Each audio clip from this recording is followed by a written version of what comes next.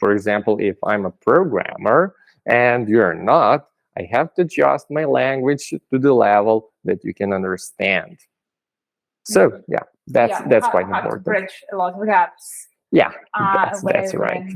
When the teams. That's right. So, for example, there's like people usually think that if when they're setting up the boundaries with their managers, they can say, okay, I can't handle 3 projects at the same time. It's just too much for me. But they're thinking, oh, if I say that, I can lose my job. So that's one way of thinking. But the price you will pay if you're not say anything, if you don't set up the boundaries, it is much higher. For example, if you're taking those projects, maybe you're gonna have a problem at home with your family. Maybe there's gonna be like a car accident, maybe not a big one, just a small one, but you have to pay it. So you're gonna have a lot of problems. Put a lot of stress in the person, and then you have like a lot of work to do. Yeah, so, it's quite stressful, and that can lead to anxiety, depression, and at the end of that road, instead to set up the boundaries and maybe lose your job at that moment, you're gonna lose your job in the second case eventually. But that's like a better case. In worst case, you lose your health as well. Yes, of course. In that other case, you're gonna lose your mental health. You're gonna be depression. You're gonna be anxious. You're gonna you'll not be able or capable enough to find a new job. So that's much worse scenario. Also, guys, if you stay up until the end, we have some sort of present for you, for all the participants of the hackathon, exclusively for Ayatan.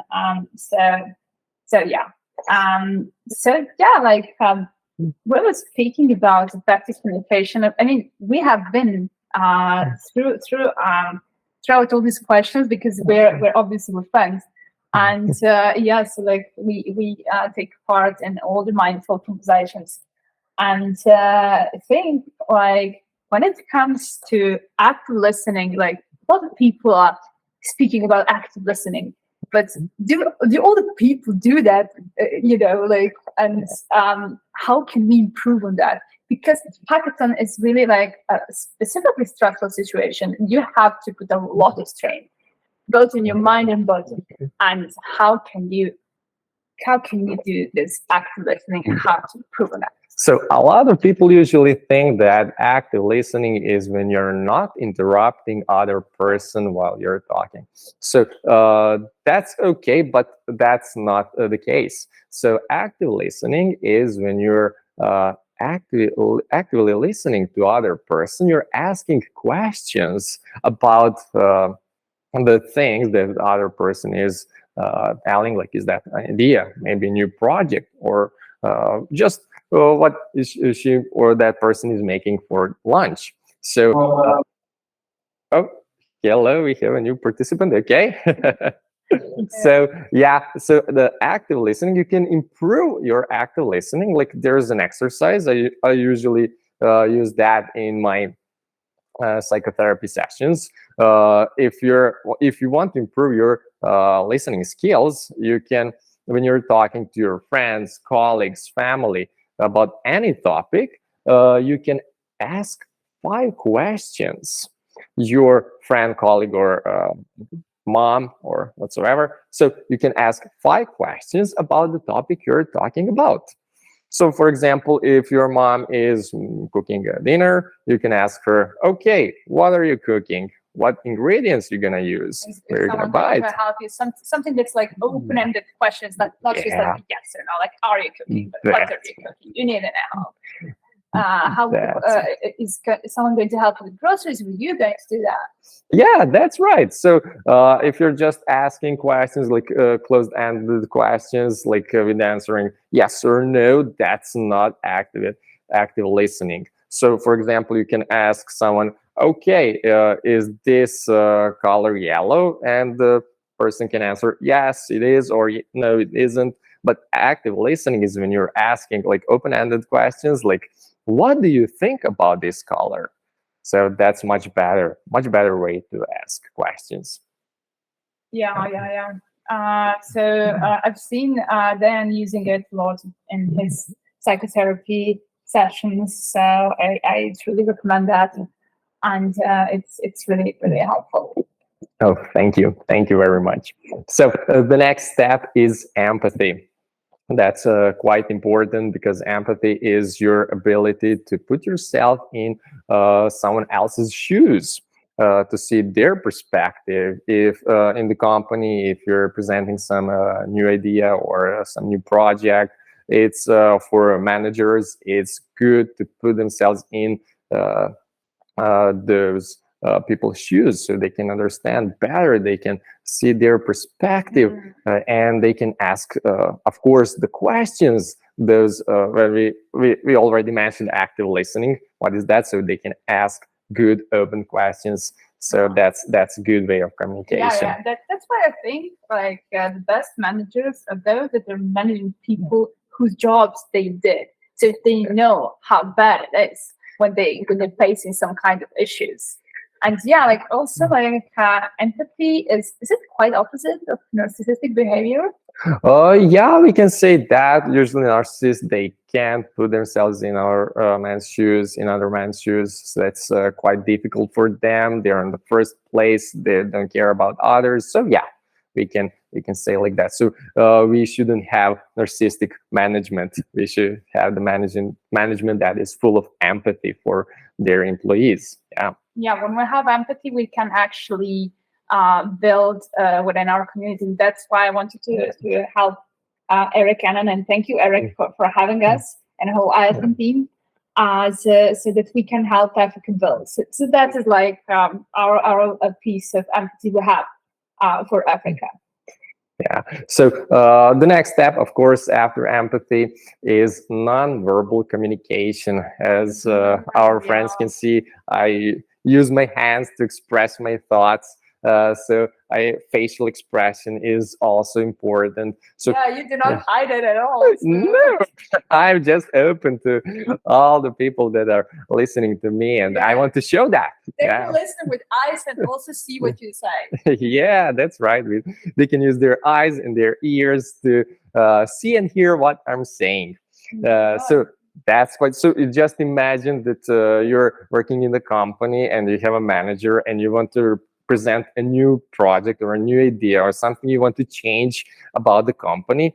And the manager is when he or she sees you, like, is rolling up his eyes or her eyes. Oh, what will be your what would be my what's your reaction? Yeah. Okay, so I think if I can put myself in that person's shoes and I see like a person rolling eyes on my idea, like I don't think I would ever come across with any kind of idea, be it stupid, bad, or something brilliant, because I know I would be judged. So I think that nonverbal communication is especially tremendously important within management. And being a manager myself for having nonverbal communication signs noted helped me see where my people are. Are they on the edge of telling me something and fighting me with some critique, and I'm not still able to see that, or is it the opposite way? So like and you should also show gratitude to them, like if they did something really good, they want to be praised because it's their work in the end, and benefiting the company. Yeah, or just imagine you're representing a new idea to your colleagues or managers, and they're just sleeping or just their heads like this on their hands. So they're not listening to you. So that's not good. That's nonverbal listening. Yeah, that's not good at all. So yeah, nonverbal communication is something that managers should pay attention on. Yeah. And the next step, of course, it's important to talk about the managing the conflicts in the team or in the company. So of course, When you take a look at the hackathons, it's just like a big space full of people, and I've seen it, like, for example, East Barcelona, like packed with people. And then, like, people do not sleep, they don't eat regularly. But what we eat is there is like a sweet and loads of coffee. And, like, I think with cortisol levels, it can lead to a lot of stress. And with that, to maybe a less of understanding, less active listening, and to more conflicts. So how do you think, what would be your mental health activist, psychotherapist, professional advice on how to overcome conflict successfully within a team? Yeah, so the first thing you should do is to look closely those steps before the last one, like what is active listening, what is empathy, and so on. So first you have to understand other people. You have to understand, of course, yourself, in what situation you are. If you're all in stressful situation, you should consider that, okay, we're like in a very stressful environment. We should pay attention what we are saying and how we are saying something. And also very competitive environment, because everyone wants to win the process. Yes, of course.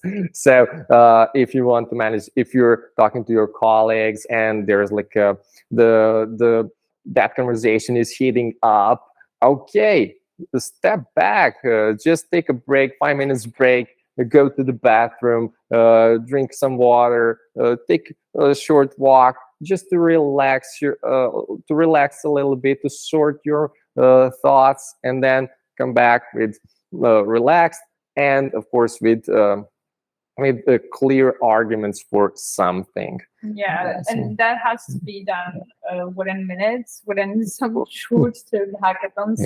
Yeah, of course, you don't have like half an hour or even more, like everything is under pressure.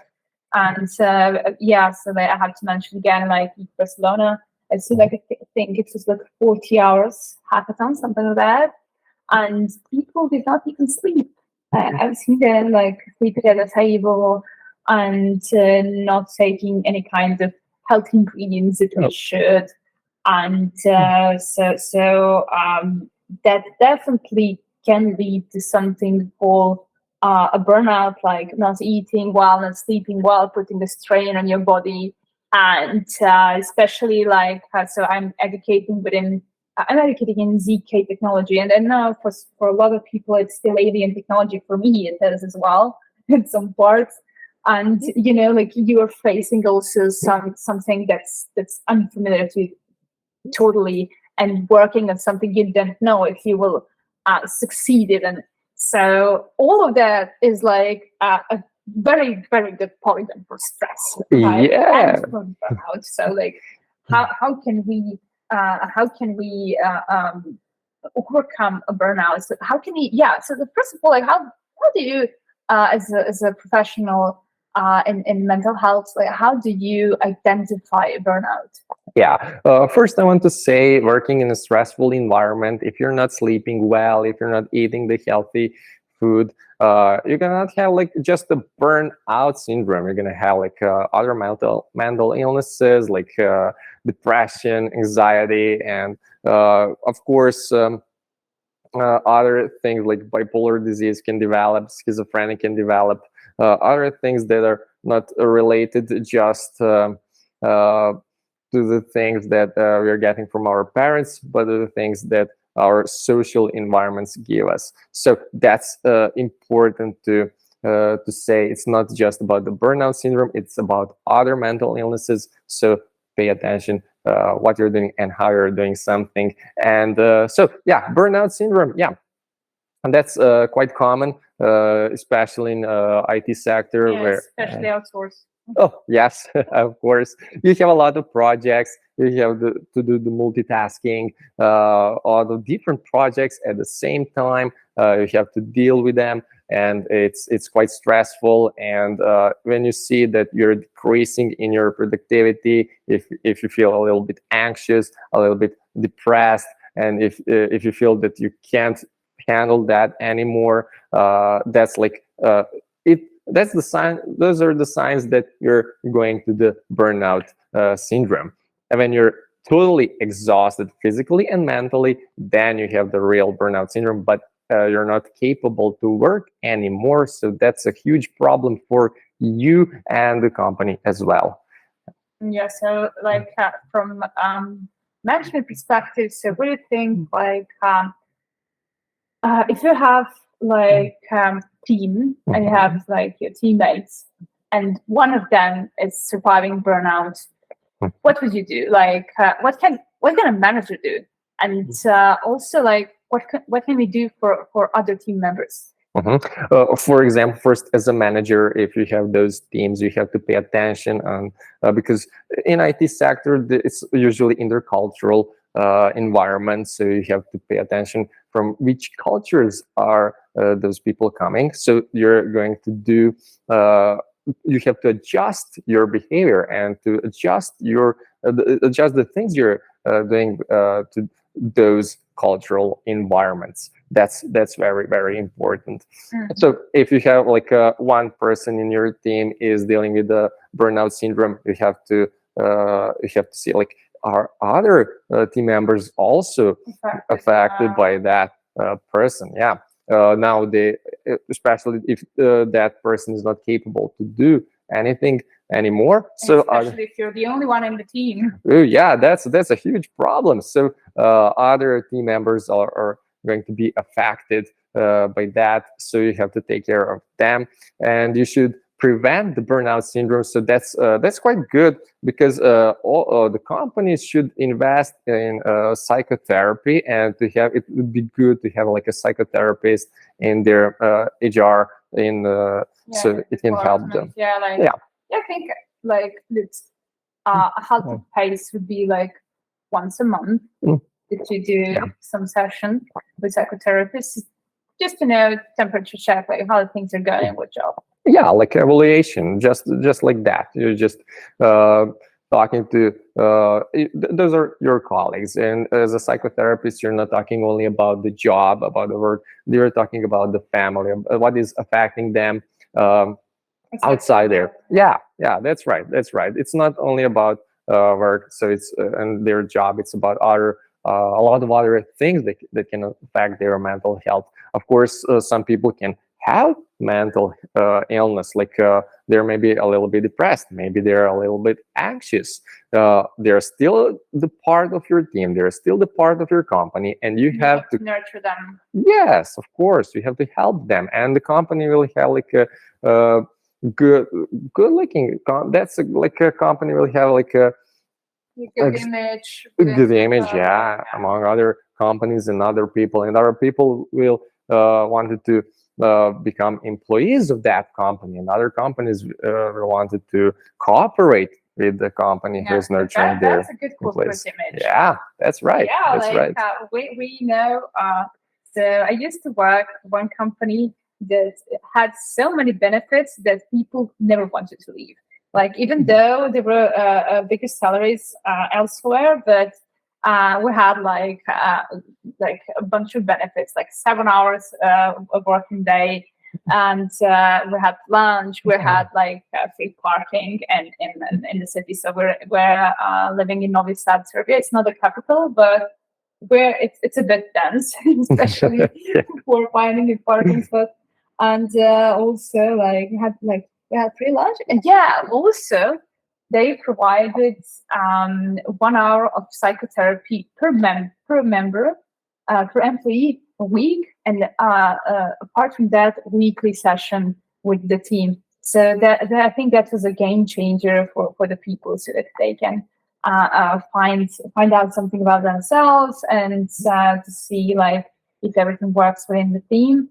And like there are other things like that people do, like I know that there was like friend of yours. Yeah, I have actually like two examples. Like one is a really bad example. That's a friend of mine. Was bad. Yeah, we're gonna finish with a good one. Okay.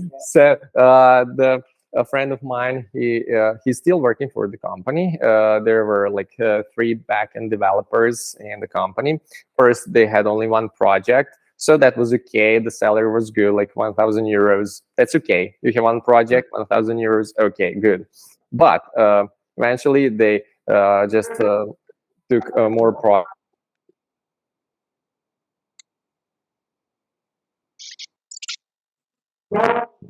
Okay, we have a new Sorry, participant. we had a glitch. Frank, please mute yourself. Frank Samuel. Okay. Frank Samuel, mute yourself. Yeah, can you hear us, guys? Oh, okay. Now it's okay. Sorry. Thank you. Done back to you. Okay, so now they had like 2 projects and 2,000 euros salary. That was still okay. They can handle it. But then projects were like 3 projects, 4 projects. The salary was rising, but it was But not at that pace, like not like 100% rate. Oh, of course, but eventually people just leave that job, and now they have only one backend developer. That's a friend of mine. He has a big salary. It's like it's huge, I can say, but he can't handle the stress. He has a lot of different projects. He's the only person that is working that type of work in the company. That's outsourcing, and they, I guess, they're like charging those companies for every kind of project. Like there are 3 people, and then they're paying him one salary. And so like that's why I don't like that much outsourcing, because usually it puts a lot of strain on people, and I would like people in Africa just to be aware of that you don't have to go through a provider, that you can eventually find projects for yourself. There are like a bunch of websites with that, so you don't have to work with someone and receiving 10 or 20% max for your honest and hard work. Yeah, that's right. So, of course, that company is in a big trouble because he can't take a sick leave. He can't. He has to work. So that's really stressful. No vacation, no, nothing. If he gets sick, like what? 3 projects are involved. He has to work. No sick leave. Yeah, that's so bad. Yeah. Take a look at it. It's just like exploitation of people. Yeah, like they're slaves. But that, of course, the company is decreasing, the productivity is falling apart. It will be and like bad, bad image, of course. Yeah, like a bad word is going around, and then people are not going to work for such company. And yes, like that's creating also a bad image within developers as well. Yeah, which is too bad. Like you could. That's when people are greedy. Like why taking so much? You can take a good percentage. Would be tremendously happy, but then put everything on one man, and it will just break apart. Yeah. So, but there's a good example as well. Like also, he's my patient. So he is working in the company. It's quite famous here in Serbia. Management sent him to Italy to represent the company, to have like a conference there. And when he got that like a paper bag, he could see like a ticket. He saw tickets in envelope. Yeah, and he because he put in his resume like he's listening musician, a famous musician, and he saw 2 tickets for the concert of that musician. So that was like really good. He talked about that with other people, with other colleagues, with the people from other companies. So that's like a good word is spreading. So that's important for the image of the company. And that's also showing the empathy of human resource department. Yeah, that's quite important. So taking care of employees. That's really good example. Yeah, good example. So all the HRs, like those managements, have to take care of their employees. So it would be good to have like someone who is like a psychotherapist who can help them to understand people better, not just raising the salary. That's not good enough. Yeah, sometimes at some point it's like raising a salary is going to lift something off someone else's chest, but at some point it's just like not going to be enough. Like we cannot provide more free time than what we have. Like if we're going to work for 16 hours, like what we're going back to slavery. That's too bad. Yeah, you're totally right. So it doesn't make sense to raise the salary after some point. So then you mentioned so we spoke here about burnout, and guys, I would like to see if someone else had some experience with burnout and how did you overcome it. You can join the call or send the message in the chat box so we can read it. And so like what would you recommend as an exercise when we notice that we can't go furthermore? Okay, so that's quite important. Thank you very much for asking me that. Especially during hackathons. I mean, this workshop is basically tailored for hackathons members and builders for iPhone. And so like, like stress environment. We have deadlines, we don't know if things are going to work. We're working with some alien technology, like everything is just new for us. We land on Mars. We don't know where water is. So first you have to take like a deep breath to relax yourself. Especially it's important when you have those IT engineers, they're typing, they're sitting at the computer, they're not exercising, they don't have so that we cannot. Their neck is down, their head is down. So that's right. So those muscles are tense. So first thing you should do is to relax your muscles. Why? Because the blood is not going to your brain. There's not enough blood. Vessels are blocked, right? So you have to relax those blood vessels. You have to relax the muscles first. It would be great if someone can do a massage for us. Oh yeah, that's of course one more very good thing. Yeah, you can have like once in a month you can have a massage to relax your muscles, like maybe electrotherapy. That's also good. If you're at your workplace and you want to relax a little bit, you can use like a deep muscle relaxation. It's going like this, like you tighten your muscles, you constrict your muscles, contract them, like that for a few seconds. You can count from 0 to 7, and then you relax those muscles. So that parasympathetic nervous system will going to work, and you're gonna relax your body. And when you relax your muscles and when you relax your body, you will relax your mind. So that's all connected. There's like parasympathetic and sympathetic. Yes, that's right. Sympathetic is when we are constricting our muscles. That's doing that sympathetic nervous system. He's strengthening the muscles, and parasympathetic system is the opposite, is relaxing our muscles and our body. So parasympathetic state is actually relaxing state. Yes. Okay, now I know the difference. So you do that exercise. You're gonna do from your toes to your fingers. Of course, you're gonna cover your legs, your hands, your chest, your stomach, so like everything. Every muscle we can control. Constricting it, contracting, then relax it. That's right. Let's see the comments. So David said like regular exercising, taking a walk in a cold bath helped him overcome burnout and actually not getting into burnout, which is great.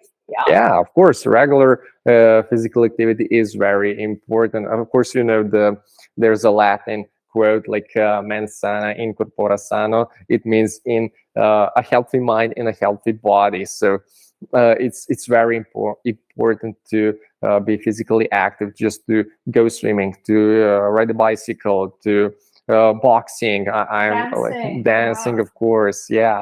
All that is very good when you're doing it in a regular basis. I've seen a lot of dance in Africa. So people, like maybe if it's dancing in a hackathon can release, So also like except that physical activity, it's also important to have a good rest and to have enough sleep, like 7 or 8 hours a day. I don't think it's possible during hackathon, but if it's longer hackathon, yeah, it should be prescribed.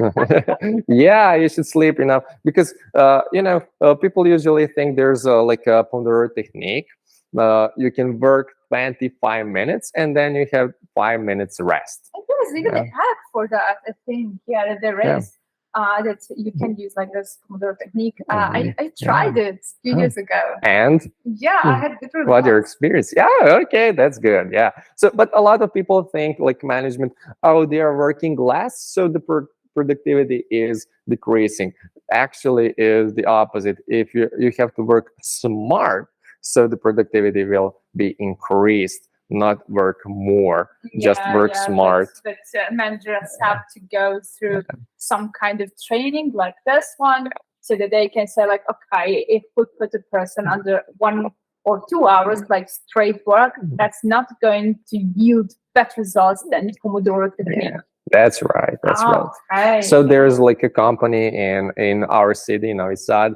I helped them to improve their productivity. Like first, a lot of companies just didn't want to do that because they thought they're gonna decrease their productivity. But that company did that Pomodoro technique, and productivity increased for 10% in the end of the month. Huge. Yeah, it's huge. Like if you have 10% increase in productivity, that's going to yield like good results. It's game changing. Yeah, that's right. So have a good rest, sleep regularly. Physical activity is very important. So there's also like connecting with others. You should maintain the relationships with other people, with the family, with your colleagues. Yeah, everything that makes us happy. Of course, we can join this person pathetic side. Yeah, that's right. Excellent. So also one thing, I know we spoke about breathing exercises. So maybe that would be really, really helpful because we breathe all the time. So that's something we do involuntarily. So maybe you can show us this exercise of breathing. Like how can we breathe in order to get into parasympathetics or rest? Yeah, if you're just nervous, it's not just to breathe deeply. That's not so good because you're gonna go to hyperventilation, and that's also not sweating. Yeah, dizziness, sweating, and heart beating, and that's not good. So sometimes we need it, but it's not about breathing deeply. It's about breathing slowly. To breathe very slow. So there's like a technique. Yeah, you can use it when you're inhaling. You can count from 1, 2, 3, 4, 5. Yeah. And then hold your breath for 6, 7, 8. And then exhale from 8 to 0. It's important to exhale all the yeah. So you have to do it very slow. That will calm your mind and your body. Repeat a few times. Yeah, and then you can continue with breathing. Normally, we'll get like in that relaxed state. That's a really quick thing, especially in stressful environment like that can be caused by hackathons and also within IT development, etc. And when someone is pushing us to do something over the limits, like maybe it's better to count and then to give an answer and just sort our thoughts. Yeah, of course. And there's like a team. So your team, those are your colleagues, and they should be supportive. And if you're like, you can say, okay, I'm anxious a little bit now. Can you help me? Can you be supportive? Can you be there for me to overcome? Communication of emotions is really a good thing to do because at some point, if we do not do that, I don't think if anyone is going to help us. We have to tell that. Especially, I've seen it during COVID. So I had the burnout syndrome once, and no one could notice it because we were all behind the cameras. But was it in the office? And someone would have noticed it. Yes, of course, and it would be good for you to have someone who can help you, who can support you to overcome that feelings, those negative feelings.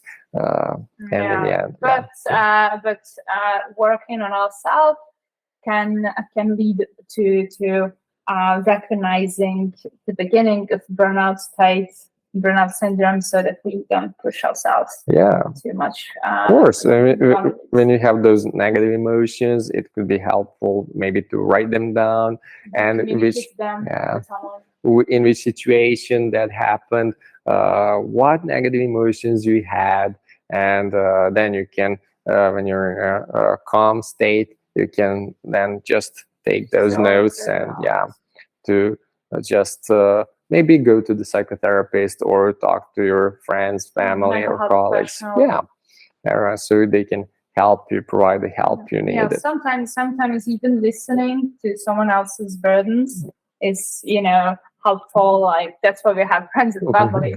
Like as a first aid of some sort. Yeah, that's right. So also to prevent that burnout syndrome is setting up the boundaries. That's also about communication. We already mentioned that. So you can say your management, okay, I can handle 2 projects, but I can't handle 3 or more projects. That's just not good for me. And then you're going to prevent that burnout syndrome, and you can do your best in your space. Putting boundaries is really important. Otherwise, it leads to some sort of toxic environment, and no one wants to be in a toxic environment of any sort. Is it like a toxic relationship among the two, like in a romantic, when you have a couple, if they're in a toxic relationship, it's not good. If you're in a toxic relationship with your colleagues, that's not good as well. Parent and child, any kind of relationship that has this toxic traits to that. So can you tell us, how can we recognize toxic traits? For example, if you're having that, if you're coming to your work and you're not feeling okay, that's a red flag. That's a red flag. If you're not feeling okay in your workplace, you should think about it. Is it good for you, and what is not good for you in that workplace, so you're not feeling okay when you're there? Was it for colleagues or for too much workload, or the project the project manager or your direct manager, or what's going there on? One other thing I wanted to cover with you as so the different cultures that we are coming from. So we had, you mentioned intercultural associations at some point, I think. And if not, we should definitely talk about it. Because when IT, and especially Web3, we are totally decentralized in the spirit of Web3, and that's great because everyone has equivalent possibilities. So, what do you say? What should we pay attention to when we have different cultures? How can different cultures find common ground at all? When you're having those different cultures in one team, as a manager, you should pay attention on that, because it's important to get familiar with those cultures. For example, if we show the thumb up among the European people, it means okay, something is okay. But the Romans invented it. That. That's good. But if you do that in Iran, it's it means back off. So it's not a good thing. It's totally negative. Somewhere it's offensive, someone is a good sign. So that's a trivial thing. But the more important thing is maybe when you're having the meetings, if you're having guests from Germany, they want to be to have exact time when the meeting is. But if you have guests from the Spain, they're more relaxed. They can be late like for 10 or 15 minutes. So it doesn't mean they're not good colleagues, and it doesn't mean they're not good workers. It But means you have to find common ground. Yeah. Understand. I mean, not every German is like punctual, Yeah. and not every Spanish person is going to be a tad late. But definitely, what we should know about Spanish people is like they love siesta. Yeah. And Yeah. Italians, they talk to their hands. Maybe you have some Italian blood, like just thinking about that. So it's important to meet those understand to understand the cultural differences, so your company will be developing more and more. Yeah, that's quite important. And of course, when you it's important about the management to understand those cultural differences, and it's important to have someone who will check the well-beings of the employees. How satisfied are they with their job? And of course, what are their strengths, person's strengths, so they can use those strengths to provide better workplace, to provide better communication, to provide maybe to do the projects better. So that person is developing based on their strengths. Yeah, that's also like motivation, of course. And maybe big they thing, can yeah. teach other team members and other teams something that the other teams like, or they don't see, let's say, a wider picture or something like that. Yeah, that's right. It's also like for when we're talking about the communication, it's also important. How do you teach someone something? For example, is it if I'm teaching you something, what is better to say like, okay, you know nothing, and I'll teach you now how to do it, or Don't do that to me. don't do that. Of course, it's a better way is to say, okay, I know you know a lot of things. I appreciate that, but let's talk about these specific things like that maybe you're not familiar with. Yeah. So let's say from a management perspective, like how can I approach to employee or a team member I'm managing to show him or her some new knowledge? Yeah, so the first thing, you have to be respectful. You have to say, oh, I appreciate what you are doing for the company. I appreciate your knowledge. I know you know a lot, but let's talk about some new things. So that's a good way. So the people are not offended and they're not put it like in disrespectful position. And also in Web3, like, geez, like there are new technologies every day. And every day you can learn something new, like especially, let's say, DK space and stuff like that. Like they're just like new things every day, and that's also great. But we should be both humble and respectful to other person we're talking to. So yeah, like effective communication that can be trained, right? Yeah, we should train that. There's no a shortcut to better communication. You have to train that like every day. You have to have like a person in management that will lead you to better to will help you to improve your communication skills. Yeah. For improvement. All right, so we came to the end of our session, and first of all, we'd like to address free gifts for all of the participants, and that will be from Ben. Yeah, so all the participants of this workshop can have one free psychotherapy session in which we can help you to better communicate with your colleagues, with your family, or with your HR. So yeah, feel free to contact me. You have the number, I think. So like so we'll share our socials and email once again. If people accidentally dropped it out. So you can see in the chat box and copy and send us a DM or something like that. Yeah, thank you very much for everything, and I hope to see you soon. Yeah, by the way, there's some questions. Oh, okay. Yeah, like time for Q&A. Of course. Okay, so I want to thank Dr. Dejan. I want to thank Milika for this amazing workshop. I mean, it's so satisfactory to listen to an expert talk about effective communication as well as stress management. I've learned a lot.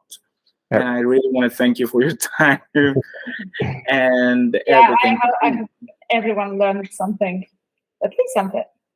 Yeah, sure. So please, the floor is open. Any questions, anything, you can write that in the chat. Yep. Or you can just go ahead, raise your hand and interact with our guest. One thing you have to know is we are devs, we are Web3 professionals, and Web3 does not sleep. I mean, people work 24/7 in Web3. So I know stress is something that we deal with every now and then. So I think this is the best time not to just ask a friend who is not an expert, but to have an expert one-on-one to just interact with them and just ask stuff about what you should do in terms of managing stress and as well as effective communication. So I'm gonna go first before anybody comes in to throw a question. I'm gonna go in first. So one thing I want to ask Doc is, most of the times you're a dev, you have to work overtime. I know that biologically it might not be good for the body, but people do that to meet timelines. And so in times of being overwhelmed with work, like tons of projects on your table, and how effectively will you advise somebody like that to manage yourself not to get burned out? Yeah, so for example, if you already know that period is coming of a lot of stress and a lot of projects, you can prepare yourself before that period comes. That would be good for you. So you can, it doesn't mean that it won't be hard. It doesn't mean it won't be stressful, but you won't make a hell of your life. That's the most important thing. So be prepared for those periods if you can know that periods are coming. Also, when you have that, try to sleep as much as possible, regular exercising, and of course, the people usually avoid that, but healthy diet is very, very important to have all the nutritions you need, so your physical health and mental health is good enough. There's like a hormone disbalance if you're not eating healthy food. So those hormones like oxytocin, endorphins, vasopressin, and other hormones in our brain that are important for our brain's activity. If you're not eating healthy food, you won't have a good hormone balance, and your mental health is decreasing. Yeah, that's right. But the question is also can we take some vitamin or something like that? What can you, as a doctor?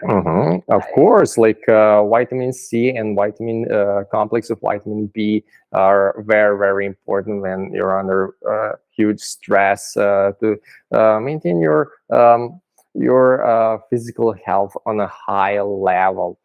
So that's very, very important. If you're keeping your physical health on a high level, your mental health will follow it. So you will be more resilient to stress and to burnout syndrome. Yes, some sort of alpha-lipoic acid. Yeah. And anything that can enrich our nerves, like how B-type complex, that would be beneficial. So would you say it should be taken in advance of hackathon, or during or after or all the time? In advance, if you know that that period is coming and that period is going to be stressful, just prepare yourself in advance for that period, and you're going to be more resilient to stress. And of course, when we have like a psychotherapy session, we can talk about specific things. How can you do that? These are just the general advices, not specific advices to each person, just general advices they can people use to boost their mental health and their resilience to stress. Yeah, also like short walks between between contributing to the team. Let's say after so much conflict, I don't know, something like that. Like we can take short walks and breathing exercises. Yeah, everything you already mentioned, of course, is very good, like a prevention of burnout syndrome. Yeah, and then also talking to the psychotherapist if you see that, like just immediately stop if you can and think about it. Yeah, and you can also professional. Yeah, you can also like decrease your taking like drinking coffee or those things that have like a lot of caffeine. It's Like people need that. Yeah, but just take some healthy substitute for that. What's the substitute? For example, tea. Tea is a good substitute for the coffee. And also hydrates the body. Yeah, of course. And coffee is actually not good for hydrating because it's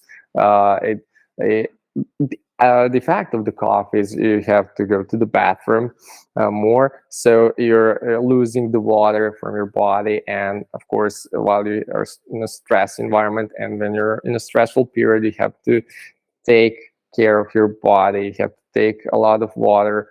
It's like 8 glasses in general, but we can count the exact amount of water the person should take. It depends, is it a man or a woman, and their age and height. Yeah, of course. So those are advices. Any other question, maybe? Thank you. I see some question in the chat. Yep, somebody asking that to keep up with work demand, people sometimes resort to stuff like caffeine energy drinks. Is this harmful? Yeah, we mentioned that that's quite harmful because when you're taking the caffeine and energy drinks, your heart beating is raising, you're losing the water, you're more sweating, so that's again, you're losing the water, so that's not good for the body. Maybe it can help you to just not be sleepy at that period of time, but after that you're going to be exhausted. So and when at that point you can't go back, you're not capable to work anymore, you're exhausted and you're just falling down, like after marathon. Yeah, that's right. But people do that, like, so we need to give some advice on recovery stage.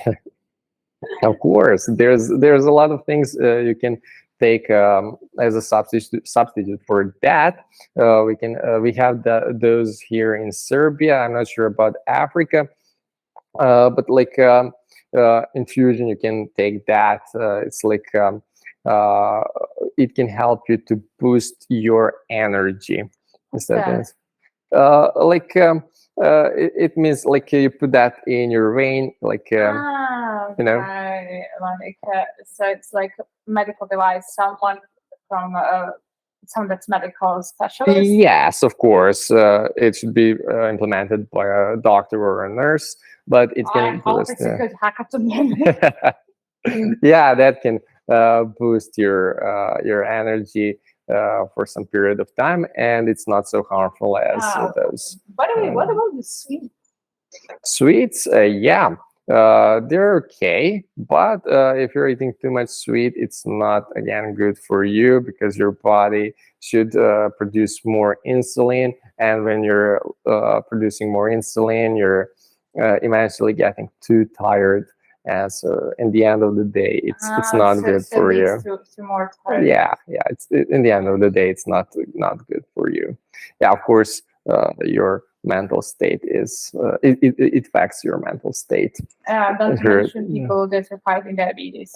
Oh yes, of course, you can get the diabetes by eating too much sweets. So yeah, and with a lot of stress. Of course, that's like a circle, a lot of stress, unhealthy diet, no exercises, and so on. You're just making the circle, and you're going around the circle and getting sick. Yeah, yeah, like that's called in Latin like circulus vitiosus. So that's the name of it. Thank you, Doc. Okay, so the floor is open. Any person in the room can go ahead, raise your hand. The floor is an open floor. You can ask your questions. Yep, just waiting to have few questions. Then we can proceed to the next section.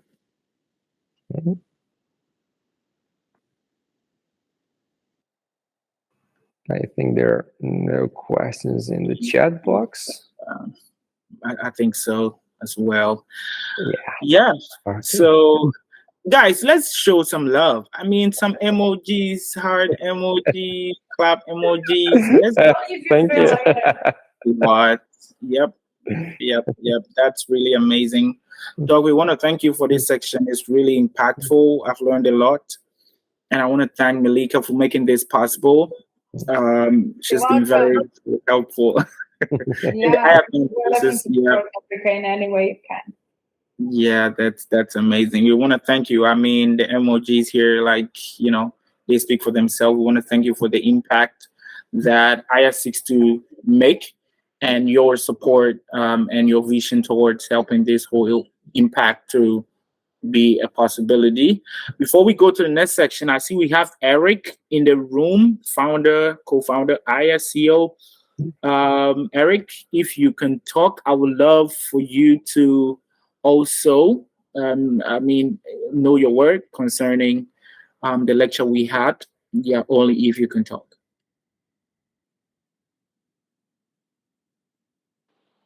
Hi, Ima. Thank you so much. Thank you, Malika. Hey, nice to see you again. Nice to see you. I'm just here learning from Doctor and Malika. You guys have shared a lot, and I personally have learned a lot. And I think from today, I'm going to manage certain things properly than before. So thank you so much for all the knowledge shared. We look forward for the hackers to be able to learn from this and be able to provide an amazing solution that can scale beyond just an event. We are creating an environment where Africans can innovate using the blockchain technology to solve problems in Africa. Because for me, I think the blockchain is more needed in Africa than it is in the West. And so we have to demonstrate that we are ahead and in control and in front of this technology. So thank you so much. And I will look forward to learning more. Exactly. So I as for Malika, she's been an amazing friend. We stayed together for like a month in Montenegro, Zalo. So she's my bestie and one of my best my ally. So thank you, Malika. We look forward to glad to be there. Yes. So I just traveled. I'm on a countryside today. We're trying to get in real life setup like a talent house in Ghana where we can bring people all over Africa to come, stay, eat, wake up, internet access, everything, and learn smart contracts and all the skills that we need from all over the country. So I'm here to scout, get a facility that by next year our cohort will start doing in real life experience in Africa. So it's a journey, it's a mission, and we are on it. We are not stopping. We believe that the African talent need opportunity. But sometimes you have to stop, right, Doc? Yeah, stop to rest, to have a rest, to think a little bit. Yeah. So, Doctor, be ready. You'll be visiting Ghana very soon. Milika will be visiting Ghana and provide the support to our people. So, thank you so much. And I'll shut here and we are grateful. Thank you, Doctor. Thank you, Milika, for the support. Rima, over to you. Thank you very much for everything, and thank you very much for listening.